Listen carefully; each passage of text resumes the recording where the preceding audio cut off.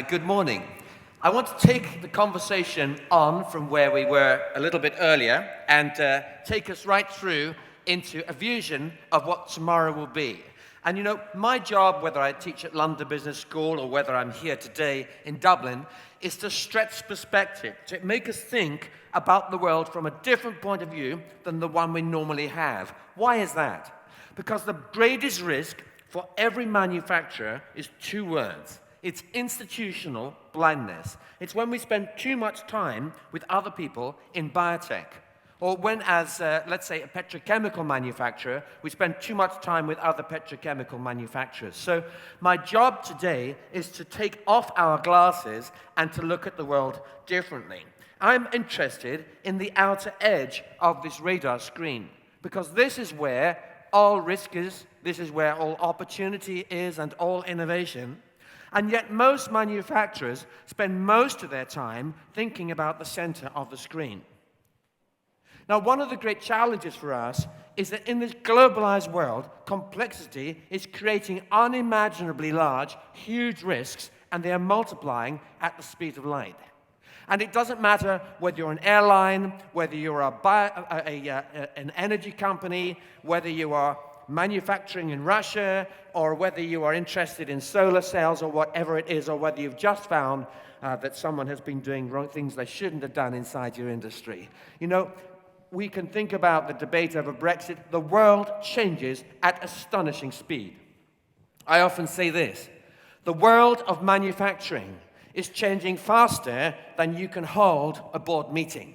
That means we have to have strategy B, strategy C, strategy D. Let me give you an example.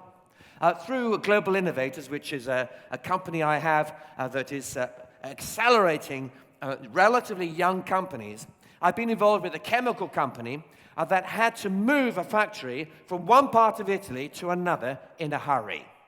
I want you to tell me how long you think it took us to do it. So we produce hundreds of tons of highly specialized chemical product every month, okay?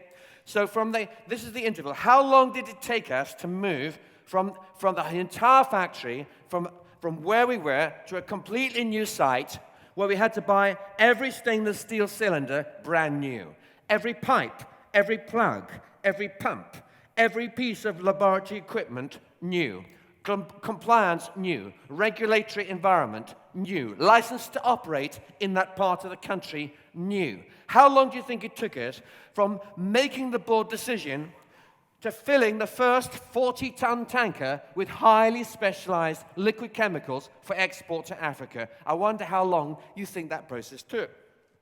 It took 3 weeks. Now, how do we do it? We did it because we had a plan B. We actually had a plan C and D, but we didn't need those. We had already worked it out. We had a contingency. We had a site. We already had the estimates for the costs. We had already pre-applied for regulatory approval. We had the compliance and training. We had some spare laboratory equipment. We had the staff in place. We were ready to go. It took us 3 weeks. I'm not saying it was perfect, and we had some interruptions within the first week. We didn't get the manufacturing process right. We'll do better next time. But we had a go, and this is part of the pace of change. Now we're going to hear in a moment on the panel from Intel.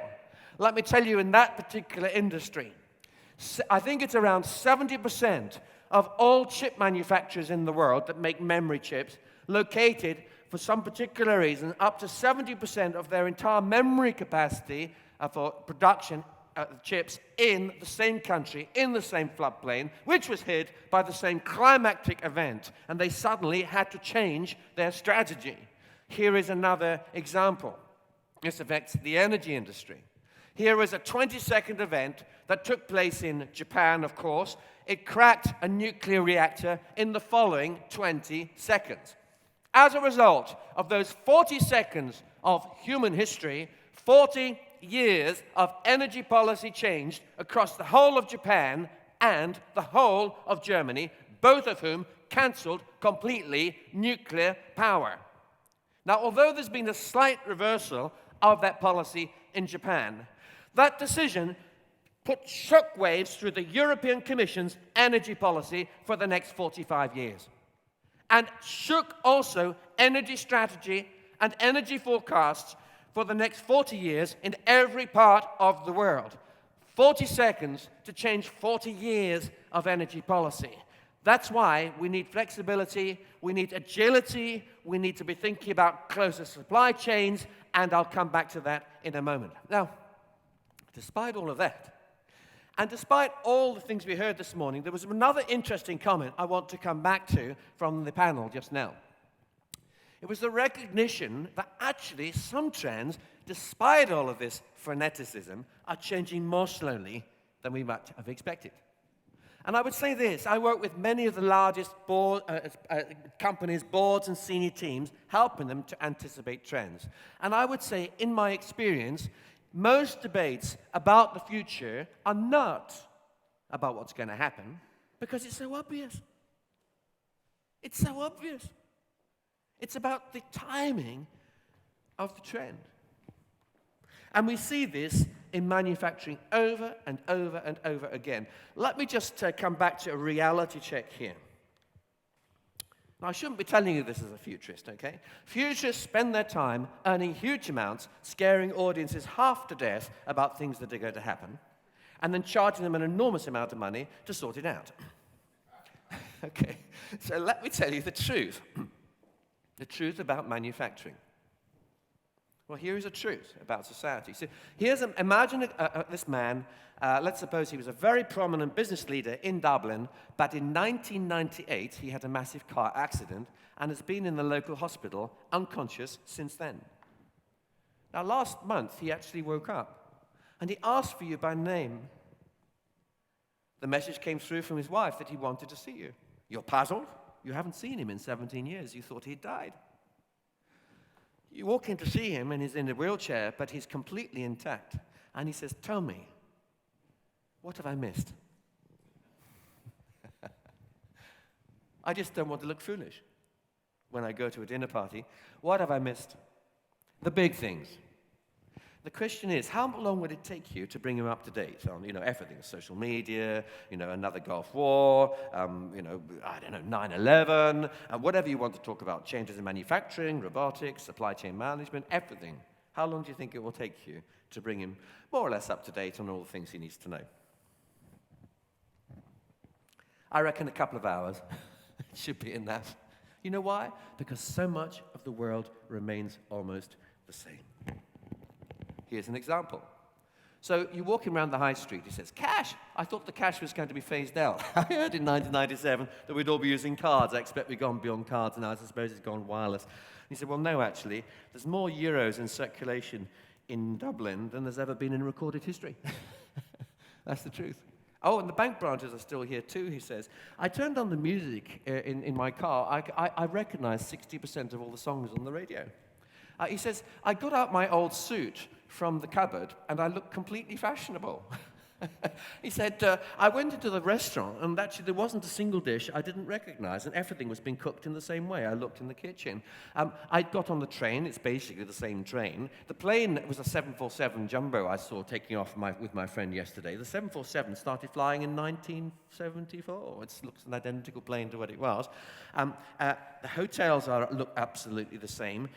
The hotel rooms are the same. The taps and homes in people's houses are the same. I went round to a friend of mine. There was nothing there in the kitchen I didn't recognize from 10 years ago. The microwave was slightly smaller, but that was about it. Oh, the color scheme different. The furniture's identical. People are telling me about the Internet of Things. I haven't seen much sign of it yet. And then you take it through, oh yes, but there's some other things that have changed. Like there's another Gulf War. He says, there's always Gulf Wars. Who was influenced this time? America and someone. And then you say, oh, yeah, but the social media. He says, social media? He says, well, tell me. I said, I used to have a smartphone like yours. He said, mine was a Nokia 9100. I bought it in 1997. He said, my Nokia 100 cost $1,000. Let me tell you what it did. It had a word processor, it had Excel, it had email, it had fax. I'm sure you don't use that. It had SMS, it had absolutely everything. It had web browsing, it had a camera in it. It had a black and white screen. I suppose it's color these days. Mine was $1,000. I suppose it's only about $50 now. And you say, no, it's about $800. $800! What do they put into these things? And then you say, yeah, but everyone's on social media, and video's really taken off. He says, oh yeah, I had video on my website in 1997. We called it real video in those days. I suppose there's a lot more of it now. I suppose everybody's using video. He said, yes, they are. And then he said, well, social media's really taken off. He said, yes, my daughter. I'm talking, by the way, it's anecdotal. I'm talking about myself. I'm imagining my life going into suspended animation in 1997 and me waking up almost 20 years later and asking what's changed. So this is true. My daughter, in 1997, I went up to her bedroom. She was 16 years old. I went to her bedroom at midnight. I was a bit upset to find that she's still awake. She's got a computer open. She's conducting 6 different video calls with 6 different people live in different parts of the world, and she's got 16 text screens open. What's new about social media? Now, and you might say, yes, Patrick, but it's more of the same. And I'm just asking us to think for a moment that actually the reason why strategy works and the reason why I've been successful, very successful actually, in predicting trends for 30 years is because the truth is this. Some things are changing very fast and we need to pay very, very close attention to them. Other things are changing in ways which are unpredictable and we need to have contingencies, plan A, plan B, plan C, and be very agile. But there are other things that are changing extraordinarily predictably or relatively slowly. Here's an example of it, robotics. People have been saying robotics is going to take over the whole of manufacturing. Yes, of course it will. The trend is obvious. The question is when. The question is when. You see, as a manufacturer, timing is everything. If you're 6 months ahead of the trend, you're bust. If you're 6 months behind, you're dead. Timing is everything. So let's have a look at a manufacturer. If you're a manufacturer of robots, have a look at this. The fact is that while we get very hyped up about robots, and I was just saying to my friend at the back here that just last week I performed on the stage with a robot, and a robot called Neo. He and I did the keynote together. It was interesting, quite playful, a bit of fun, but I wouldn't go for him a lot. Actually, it was a lot easier to do it myself. And the fact is that's the problem with robots. When you take them out of some industrial environment, they're struggling to find a purpose. And we can talk a lot about digital enterprise 4.0 and the rest of it, and I lecture and all this kind of stuff, and I'm very enthusiastic and excited about automation. And I'll come to examples of things which are changing manufacturing at huge speed in a moment. But when it comes to the actual reality check about robots in business, in factories, here is the truth. Robot sales in factories have only increased by 7% a year on year for the last 16 years. Hello? That's nothing compared to the growth of apps, the growth of the Internet of Things, the growth of the cloud. There's a whole host of automotive technologies inside manufacturing that have gone way, way further than robots. And I don't suddenly see that in the next 3 years it's going to be dramatically different. So let's be careful that we don't get swept away by hype. Let's have a look at the truth about manufacturing. Let's have a look at the truth about what is changing and what isn't. Here is another example, 3D printing. Much overhyped. It's just as stupid to say 3D printers are going to overtake the world as it was stupid to say that now we've all got printers for paper in our own homes, we won't need to buy newspapers or magazines. How stupid is that? There are lots of reasons why the sales of newspapers have gone down, but not because we've got printers in our homes. There's nothing to do with it. In fact, printers, it's interesting, more paper is used in offices in Dublin every day this year, printed out, than has ever been so in recorded history. Again, so the truth about the paperless office, reality check. By the way, there's a reason for that. Did you know that the human eye processes data at 3,000 terabytes per second? Your ears only process a tiny amount, 112 characters per second. You can't scan stuff on a screen very fast. If you're given a huge report about, let's say, the feasibility for my factory to move in 3 weeks, can we do it or not? I'll tell you, if that report runs to that thick, including all the compliance stuff, you've got 2 ways to read it, on your screen or on the paper. If I'm going into a board meeting in 20 minutes' time, I know which one I prefer. Put up your hands if you prefer it in paper than on the screen, right? Because I know that you'd read it in 20 minutes, right? 20 minutes, that thick, you'd have it done and dusted. You'd have skipped your way through, marked it up, taken out the 10 pertinent sheets, and put an exclamation mark about the big, really, really big question. Can you do that on a Kindle? No way. So we need to be careful that we don't get swept away by hype. 3D, yes, incredibly important for the future of prototyping and a whole host of other things. 3D printing is not going to dramatically alter manufacturing of small items in people's homes for an extremely long time. Now, I've got a 3D printer at home, and printing toys is frankly very boring. I'm very interested in printing spare parts for people, because I'm a physician, and here is a spare part coming out of a bubble jet printer. Another example of a reality check is things like Google Glass. I've got it. I got all kinds of very strange looks the first time I walked through an airport wearing them. And we need to understand that the future is a collection of things. It's a collection of technology and people, and it's the interface that determines what's going to happen. And that will determine the products that you make. So here is another example.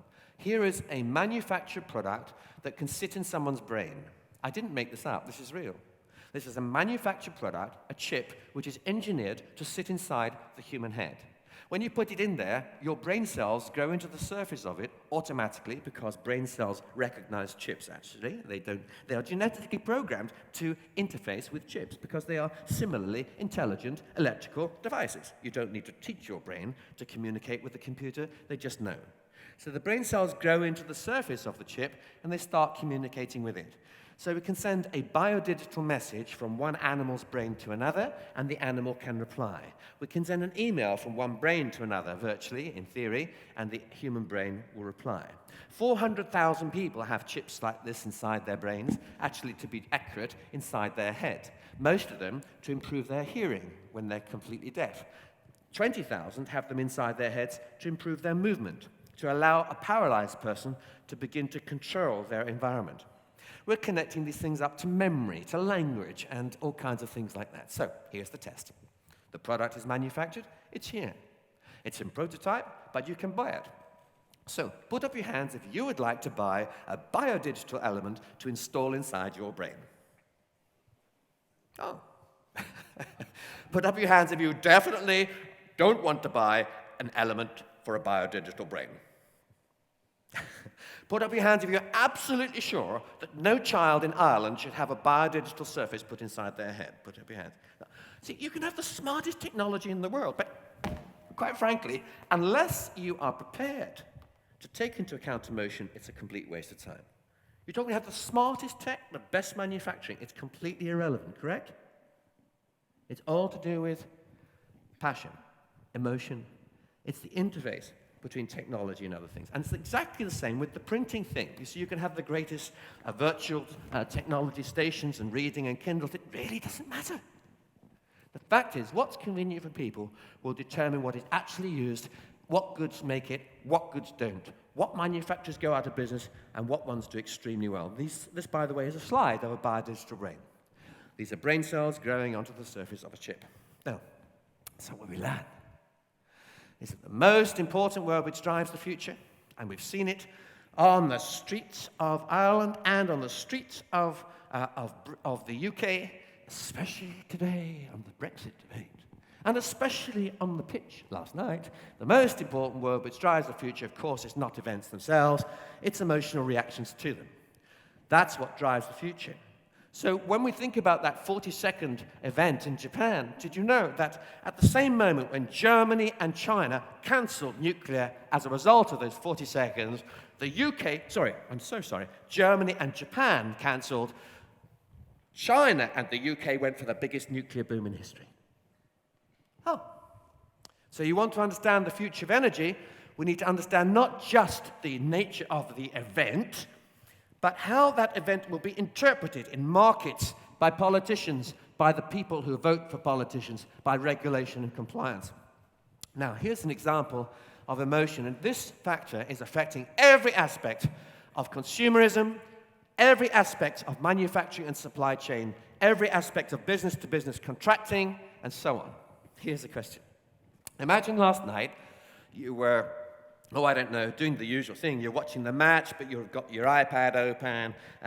You're also doing your email. The phone's on, and you're doing the homework with the kids, and they're doing something else as well. And you want to look up the birthday to one of the players. Okay, so you type the person's name into Google. You go on their webpage. How many seconds will you wait before you press the back button for a really slow page because life's too short to wait for the birthday for a player.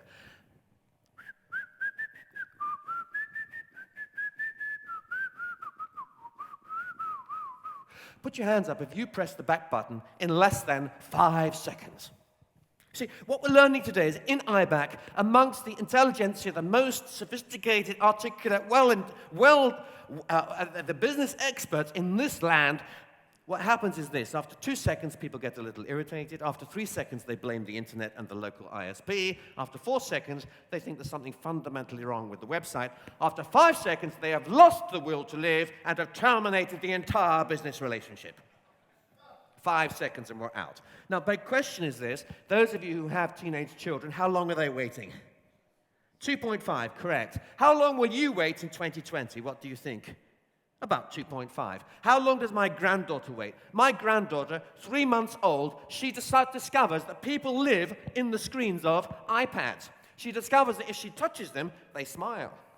3 months old, how long does she wait? She's now 18 months old. How long does she wait when she is operating an iPad before she gets bored? Half a second, correct. Put your hands up if you, like me, get frustrated at how long it takes to get the physical cash out of an ATM machine. You put the card in, you check the PIN number, and you wait, and you wait, and you wait. Put your hands up if you find that frustrating. Come on, folks. Okay, put up your hands if you find it frustrating how long it takes to wait for the last 14 liters to get into the car tank. Put your hands up if you... Look, what's happening to us? So 5 seconds test. It's affecting absolutely everything in retail, wholesale, manufacturing. It affects who wins the business from a contract. Okay, let me come back to my chemical company again. While I've been waiting at the back, listening to the panel, I have received from India, Thailand, and South Africa, and I think from China, different raw material prices for a product that we're looking for. And they're haranguing me back. 20 minutes later, they say, did you receive our prices? Are you ready to order 325 tons dispatched to Jebel Ali Free Zone in the next 48 hours? Actually, I've been pestering them too. So I've got a fantastic price. Please send me the product sheets. This is the best price by 60% that we've had from any other person in your country. If you can prove the quality is right, I'm in. I press the button. How long do I want to wait before I get the specification sheet to prove the product's actually any good?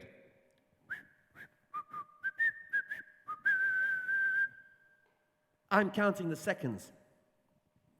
Anybody that takes 2 days to send a product sheet back, I'm not going to deal with. Why? Because the person who sent it back in less than 15 seconds, they're the ones I want to deal with. Why? Because they're awake, they're on the ball, and they understand the world I'm living in. What I'm saying is this: every second counts now in supply chain, manufacturing relationships. By the way, this is the reason why for the explosion in convenience stores across Europe. In the UK, up to 70% of all sales of new convenience stores have happened from people who live less than 800 meters away. Why? Life's too short to walk 900 meters. You've told me that 5 seconds is too long to wait for anything. How long does it take you to find the car keys to get into the car to go and do a weekly shop? More than 5 seconds. You've lost the will to live before you've got out the house. Put up your hands if you enjoyed doing the weekly shop.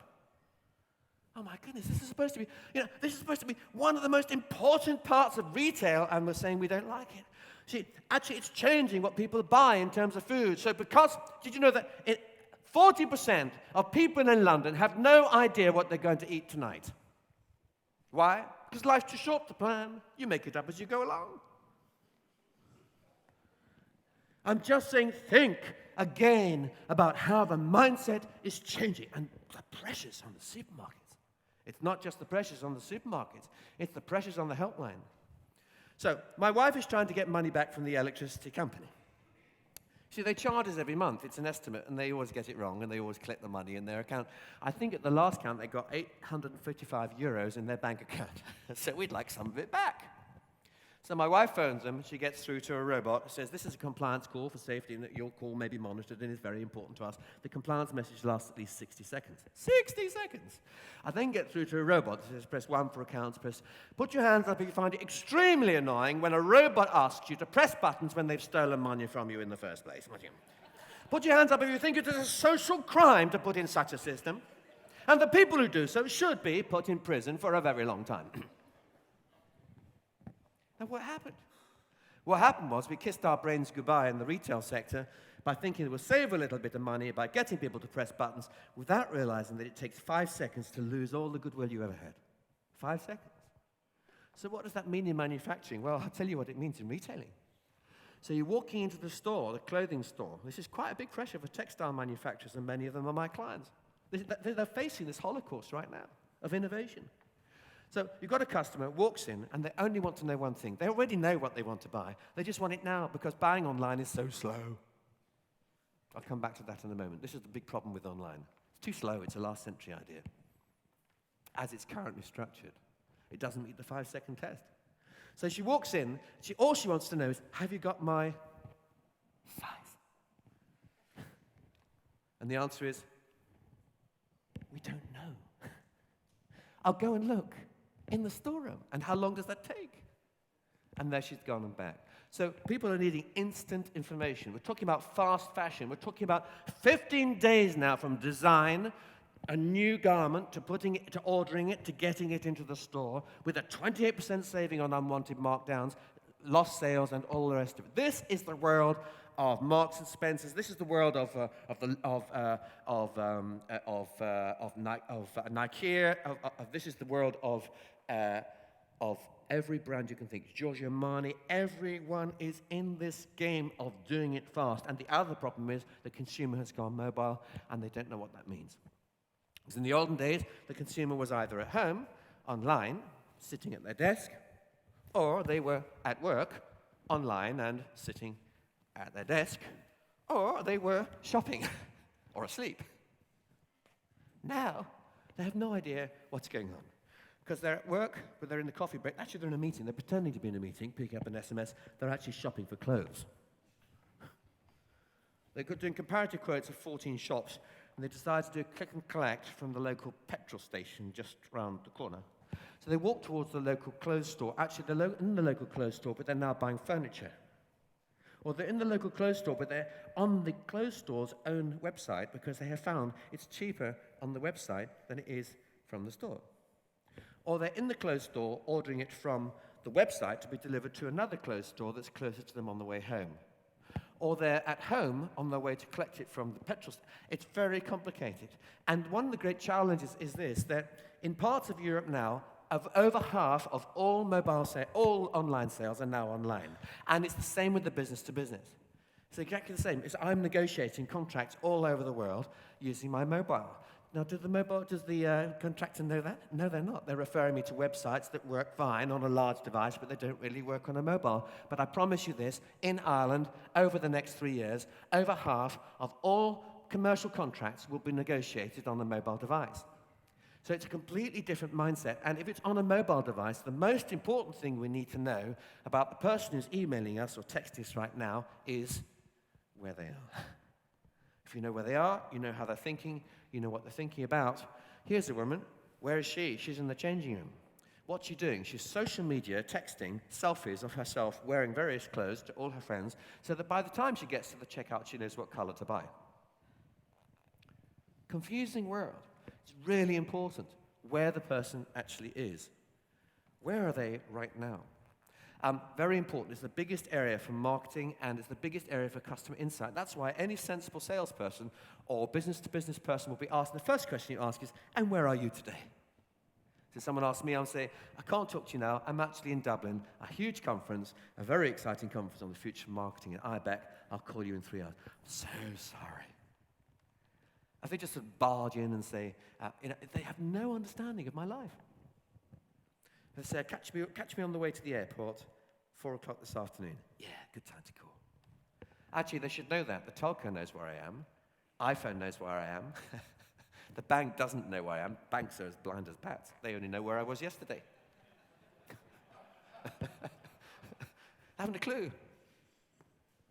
The telco knows how I arrived here. The telco also knows, which is perfectly true, that I lost my iPhone today. I left it at the back of the cab. The most important thing in the world is to know where I am and where my things are. Because I was quickly able to find my thing. I could see this is perfectly true. an hour ago, my phone careering around the streets of Dublin at 75 kilometers an hour. I was absolutely amazed at how much traffic, shortcuts a single driver can find. There he is, and I'm sending him messages. Wake up, I'm here. My phone is on the bottom of your car. Could you hear it? No. We had the police trying to phone in the phone. Anyway, I got the cab thing back. I got it back. I watched the phone coming towards me. It was fantastic. Because I'm mobile, my phone is mobile, the driver's mobile. We live in a mobile world, folks. I'll come back to that in a moment. Now, so 1.3 billion items delivered to people's homes last year in the UK. What a pity. They weren't there. What's the point of delivering things to people's homes when there's no one there to answer the door? Now, who's at home these days? We're either at work, or we're shopping, or we're asleep. So that's why we get click and collect, but click and collect is too slow. Amazon's model is too slow. Ordering something today that comes tomorrow, you've told me 5 seconds is a million years. You lose the will to live after 4.5. So to order a thing to come to you online tomorrow to an address and you don't know where you are is absolute madness. So of course we're now moving to the Uberization of delivery. What that means is that the meal comes from the local takeaway. Actually, all restaurants are being turned into takeaways thanks to people like Google and other companies. All restaurants being turned instantly into takeaways. And the issue is not, shall we bring it for home delivery? No! Where are you? Oh, you're in the park. We'll come and find you. Wherever you are, we'll come and find you. I'm driving along. Fine. We'll deliver the Mac to you in the car. How can you do that? I'm driving 40 kilometers per hour. Don't worry, we've got a bike. He's chasing you down the motorway. Okay? Now, I'm telling you history. You tell me tomorrow, because all this is already here. This is stuff that's here. It's in prototype. That is Google's response to Amazon. The idea of warehousing stuff in some outskirts of Dublin to be delivered across Ireland, well, it's okay, but better to deliver it from a local store in a couple of hours. Now, the other big manufacturing trend, and we heard about it earlier, is scale.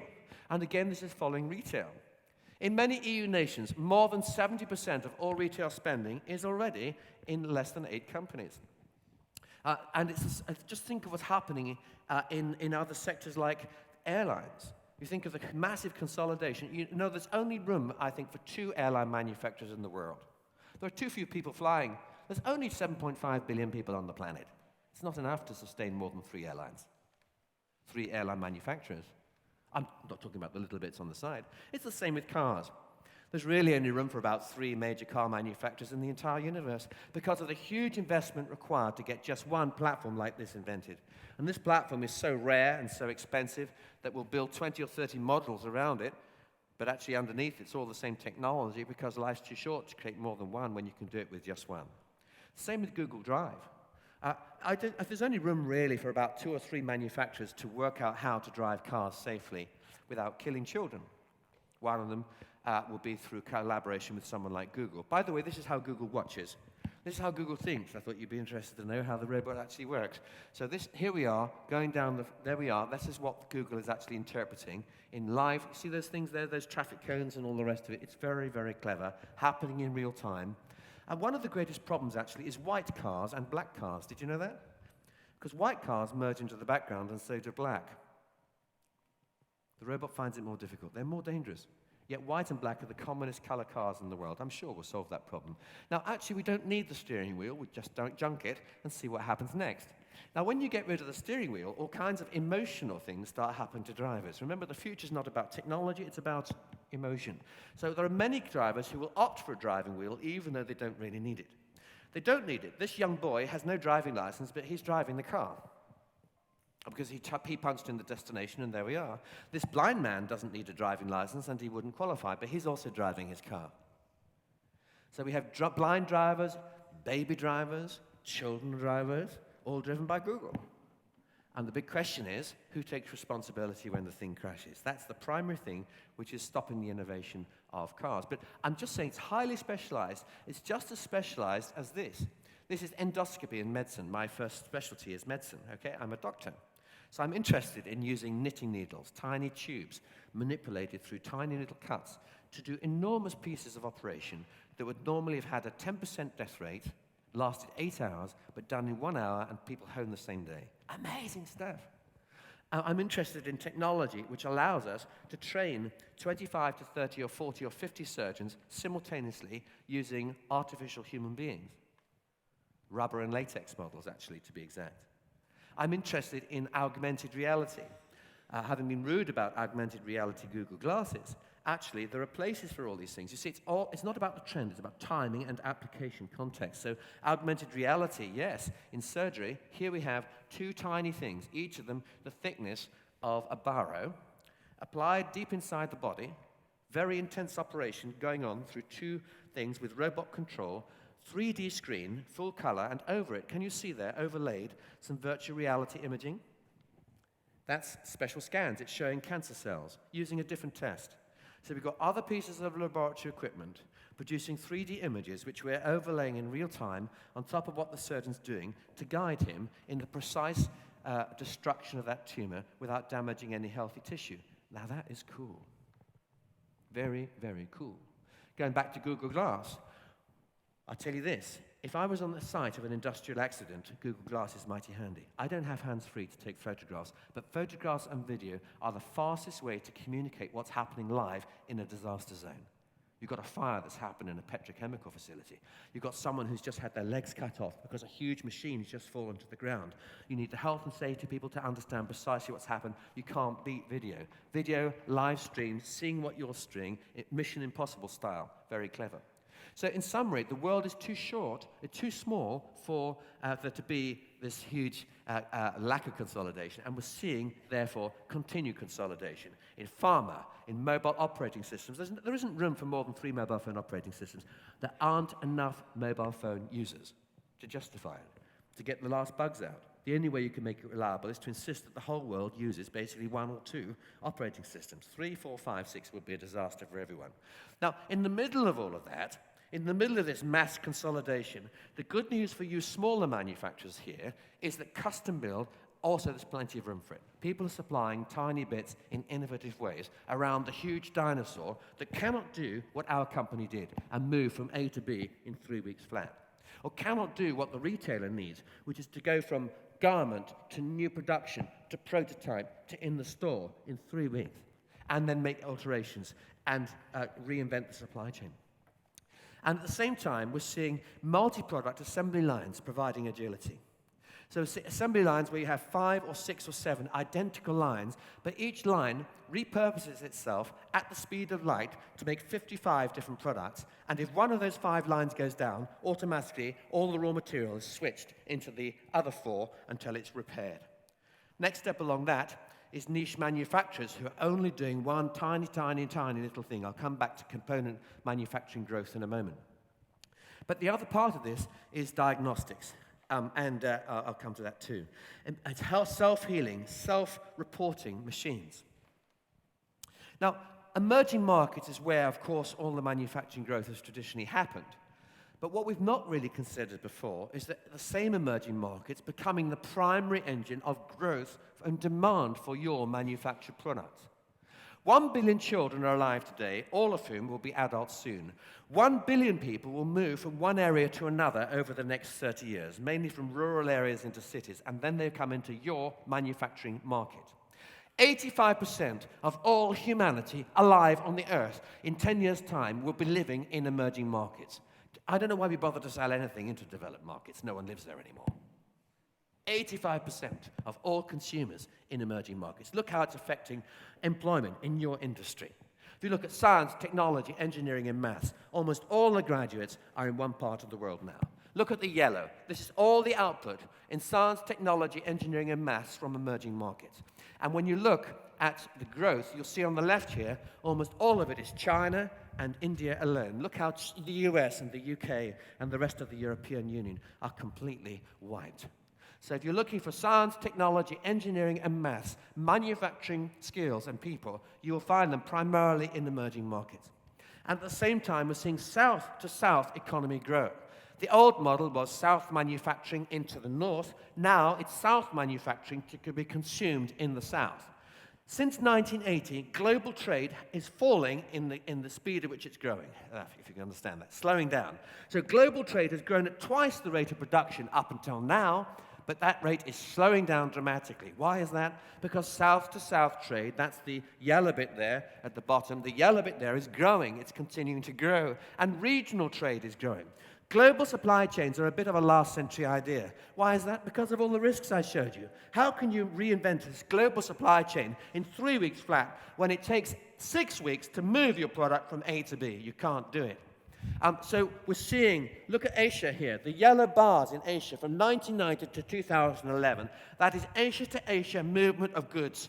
This is China importing product from Vietnam to build a Chinese car to be sold in Thailand, because the idea of exporting a Chinese car to the US, well, it's a little last century. I'm exaggerating a bit, but this is the trend. So where are those American cars being built? We'll come back to that in a moment. We're seeing tremendous growth of component trade. Again, very good news for smaller manufacturers here. Large manufacturers recognizing that they're not brilliant at the tiny pieces and getting them right. The really innovative pieces of magic that you put inside the car. It might just be the iPhone portal. Re-engineering that interface, for instance. So we're seeing world exports of parts and components growing dramatically. Factories moving all over the place, just like I've described. And China becoming very expensive, which is very good news for Ireland. China's expenses have grown 8% in the last 12 months. In Ireland, hardly at all. And that's gone on happening. Last year, it was more like 10%. The year before, 12%. So feel sorry for a manufacturer that's been getting stuff from China. In the past, they reckoned, oh yes, we saved 40%, 50% savings. But you've only got to erode those by 10% a year, and it's quickly gone. And you only need another 5% in the next year, or 6% the year after. It's absolutely vanished. Unless the currency falls through the floor, China is no longer the place where you would manufacture. Already today, some of my clients are telling me that it's cheaper to make their product in Poland and bring it to Dublin than it is to make it in Beijing or in Kunming. It's cheaper to make it in Slovenia, and now cheaper for some product to make it actually in Dublin, when you include all the different elements of the manufacturing process, the hidden costs of manufacturing in China, regulation, and the rest. So we're seeing reshoring happening on a gigantic scale. It's starting now. We're seeing a growth. It's very good news for Mexico. They are manufacturing America's cars, actually with American components exported across the border into Mexican cars and sold back into the US. It's good for America too. And all of this depends, these big supply chains, on a massive supply also of live data. The Internet of Things, we talk about it. We talk about tagging 146,000 garments in a single store. And we're doing that now in parts of London, Paris, Madrid, and Stockholm. In a single store, tracking every one of those. In a single airline, tracking 1.5 million components, each of them monitored to within 1 meter on the face of the earth. We're talking about live data coming from people themselves, tracking from bio devices like this, tracking from contact lenses. This is a contact lens generating little data, which becomes big data. This contact lens is sensing all the time blood sugar, because the sugar in your tears is related to the sugar level in your blood. If you have diabetes, I can use my iPhone today to measure your blood sugar every second. In fact, you can do it yourself with your iPhone connected with this device using radio waves. We get data from this into your iPhone, diagnosing, making a response, alerting your physician and you about your treatment options. We're talking about people with 250 million wearable devices by 2023, a $70 billion a year market by 2025. And in case you think it's not just about wearables, it's about anything that's electrical. Every electrical device is becoming digital. That's the Internet of Things. Every single electrical device. It will be impossible to find in the future. Remember, the debate's not about the trend, it's obvious, it's about timing. It will be impossible to find one day any electrical device that is not connected to everything else inside this room in some way.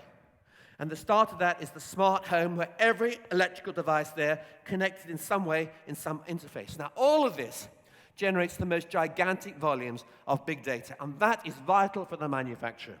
So the manufacturers of tomorrow mean that they can watch the tins of Heinz baked beans go out of a local store as a result of a special offer. And the manufacturer of steel tin in China is already ramping up production 6 hours earlier than they would normally have done, because they didn't need to get the order. They knew.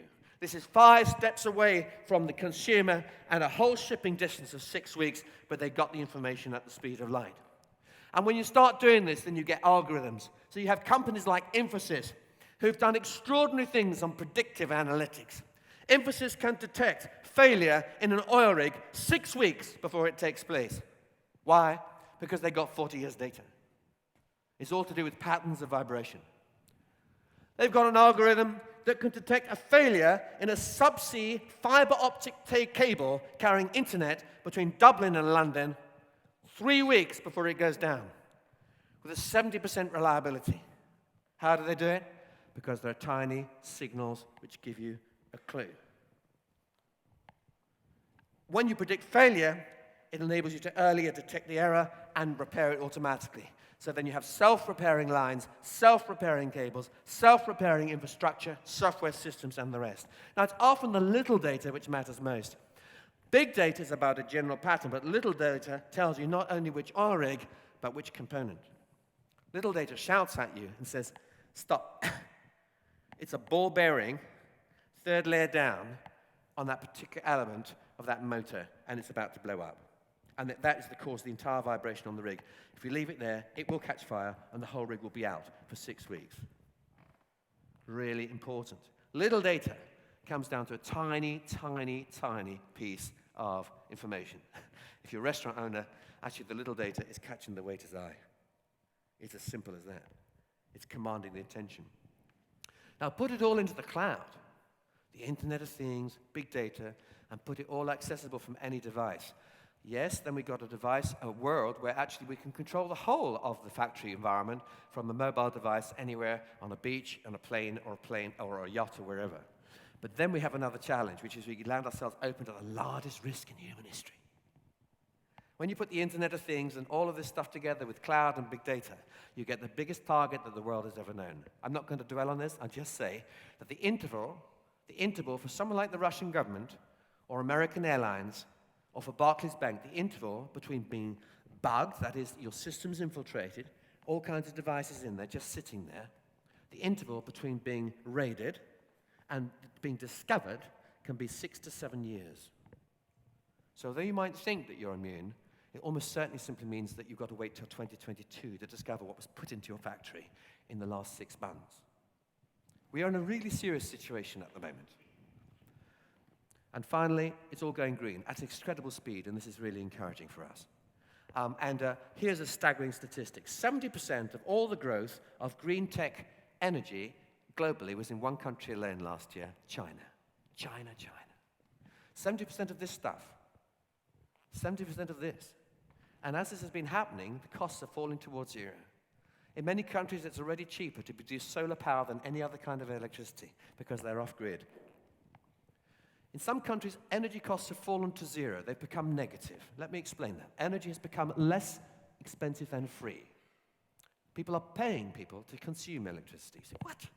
In Germany, it happened recently. It happened about 18 months ago, 2 years ago. It was a hot, windy day. There was so much energy from electrical and wind that they didn't know what to do with it. They were phoning up factories like yours and they're saying, hello, is that George? Yes. Would you mind turning on all your aircon, all your manufacturing equipment, and all your heat at the same time?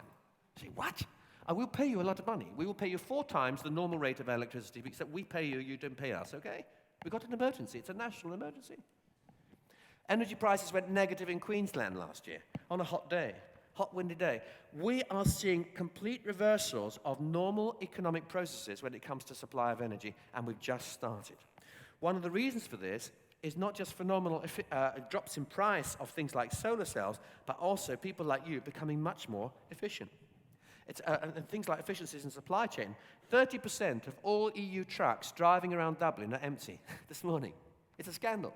If you fill 20% of them, you've got a massive energy saving. All kinds of things are being re-engineered. Let's give you one example. That chemical company that we moved earlier in the day. Look, I'm just giving a tiny, trivial example. It happens to be in the boring thing of cement. And if this is happening in cement, I could produce hundreds of examples in every one of your industries of things just as smart as this. Here's just one boring example, okay? Here's a cement industry which grinds rock. 1,000 tons of rock every hour. You pour great big lumps of rock and you have to grind them to fine powder. Trouble is, it's very inefficient. So along comes someone with an invention. It's nothing new. It's been around for 30 years, this stuff. People learned how to do it. You pour in 1 liter. What's that? Half a liter. Sorry, I need 2 of these. I mustn't exaggerate. 2 of these bottles. You pour in, drip it in, as you pour in your ton of rock, ton of rubble. And as you do that, you watch. And the stuff that normally goes through in an hour goes through in 50 minutes. It's a 15% energy saving for nothing. It costs 75 cents a litre to pour this stuff in, and you save 15% energy saving. I mean, why wouldn't you do it? And an example of hundreds of things like that is transforming manufacturing and shaking the very nature of predictions about energy. So much so, for the last 2 years, you may know this, you may not, but for the last 2 years, the global economy grew very nicely, thank you very much, but CO2 emissions were stable or possibly fell. Hello? We've seen the first time a decoupling between growth and CO2. Why is that? Because of 1,000 innovations like that in every industry, in every country. Doing things because it's worthwhile, good for the planet, and saves money. Why wouldn't you do it? And finally, what a wonderful example. Here's a company that makes sugar. British Sugar grows sugar, but they decided to install a gas turbine to make their own power. They use the heat from the gas turbine to cook the sugar, and they use the gas from the gas turbine, and they pump it into a tomato greenhouse. The greenhouse used to grow 35 million tomatoes a year, and now, because of this toxic gas being put in there, they now grow 70 million tomatoes a year, double the number of tomatoes a year. So you today, my friends, at lunchtime may well eat tomatoes built using carbon molecules from the gas waste of a gas turbine used to power electricity and heat sugar in a sugar factory. And I think that's cool. Thank you very much. Okay. So, finally, in summary, okay. So I'm saying this is a lot of fun, there's a lot of innovation, there's a lot of tremendous good news for Ireland, and this is it. Complexity creates risk, there's a need for agility. Speed will be more important. Mobile clients will shake retail. Emerging markets are dominant. Expect massive waves of consolidation, a shift from global to regional trade. You will see a big fusion between IoT, big data, and cloud. Be prepared for cyber disruption. The world will go green faster than you think. And remember the reality check. Don't believe everything you read in the papers. Thank you.